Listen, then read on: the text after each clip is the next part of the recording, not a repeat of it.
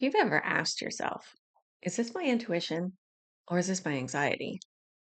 You're not alone. And this is actually one of the most confusing parts about going through a spiritual awakening because your intuition becomes stronger, but also you become more sensitive. And when your sensitivity spikes, here comes anxiety. So everything can begin to feel way more intense. Your emotions, your thoughts, your reactions, things can begin to spiral and it becomes harder to trust yourself. But the truth is, anxiety and intuition feel very different in the body. And once you understand that, things start to become clearer. To begin with, you need to begin to understand where these feelings hit. When it's intuition, where does that land in your body?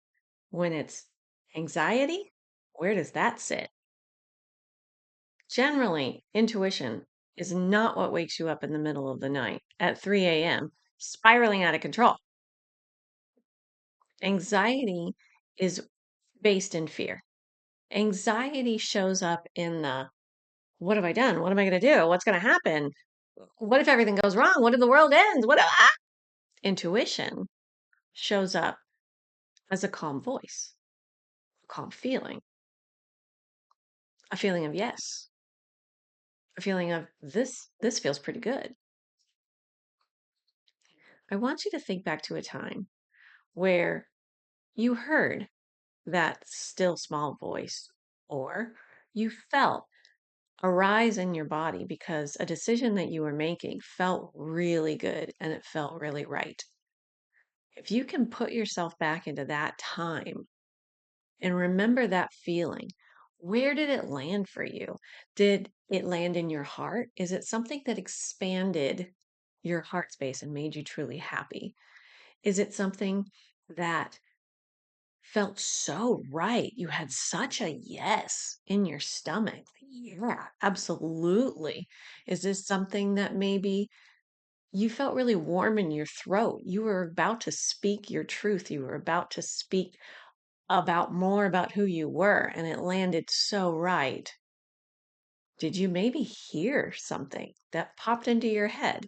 A thought that wasn't typically yours? Was it a warmth that enveloped you that just was, yes, this is going to be so good. All of those things, those yummy feelings, or something that felt really solid and yes, is likely intuition. On the flip side of that, think back to a time that maybe you made a decision that felt so good. It felt so good in that moment. And all of the logical thought process were all saying, yes, this is a good decision.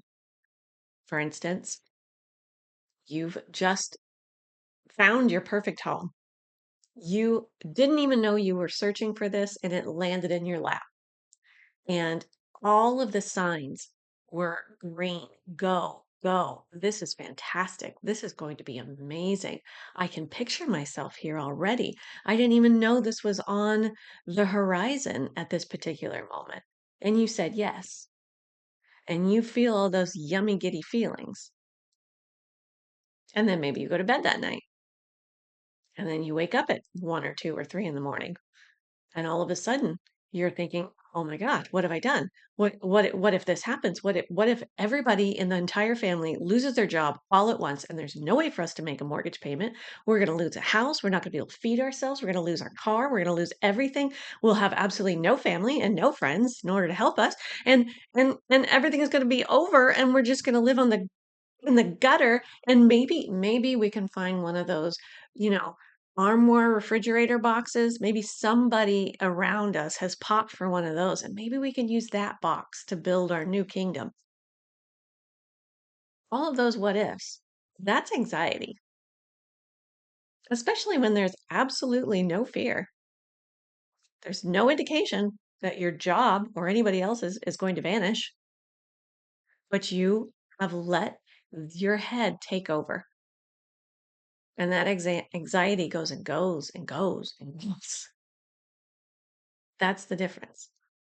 Because that dream of that house and the way that that landed so well in your body, that was your intuition. Those were signs. The what ifs, a fear of something that isn't true, that's anxiety. That's fear. Where does that sit in your body? It could be that you are overcome in a cold sweat, or your heart is just palpitating. It's going a mile a minute and not in a, ooh, butterflies and sunshine and rainbows, first love kind of way, but in a, uh, I'm about to spiral out of control kind of way, where you get that feeling in the pit of your stomach of, everything, I'm about to lose everything. That's anxiety. We all know what that feels like. It's gross. It's nasty. It's ugly. We hate it. So it's not for us. I don't want any more of that. Learning to recognize the signs that your body is telling you is really important. I know I say that a lot, but it is really important. The key to all of this is to start training yourself in how to recognize what your intuition and your yes is, and then begin to decipher what your anxiety and your no is. There is a difference. Becoming more in tune with your own soul, with your own body, with your own thoughts, with your own emotions. Learning to do that and spending time with yourself, really getting to know yourself, that's going to help you move through this with ease. Because as your awakening continues, more and more is going to come online for you. And it isn't always just this miraculous one day you wake up and you know that everything is going to go well and you will be able to recognize your intuition immediately and anxiety poof disappears and you trust yourself in everything that you do. I wish it was that simple. Is there a pill for that? Because I might do that. That sounds pretty good, actually. But we live in this reality that we recognize. That's for later. So, to start off with, I would recommend spending a little bit of time going back into the past and finding a time when you did say yes because everything clicked and it felt right and you just knew it. Spend some time maybe meditating on that. And when I say that, I mean find a space that you can quietly sit,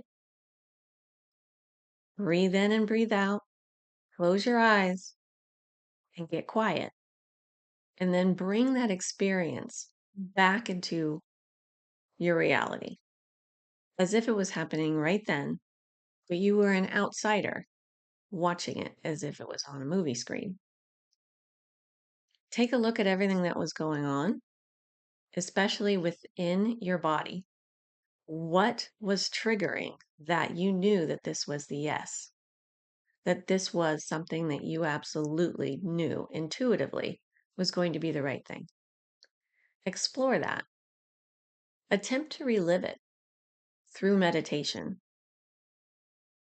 Ask the question, what would be more clear to me now that wasn't obvious then,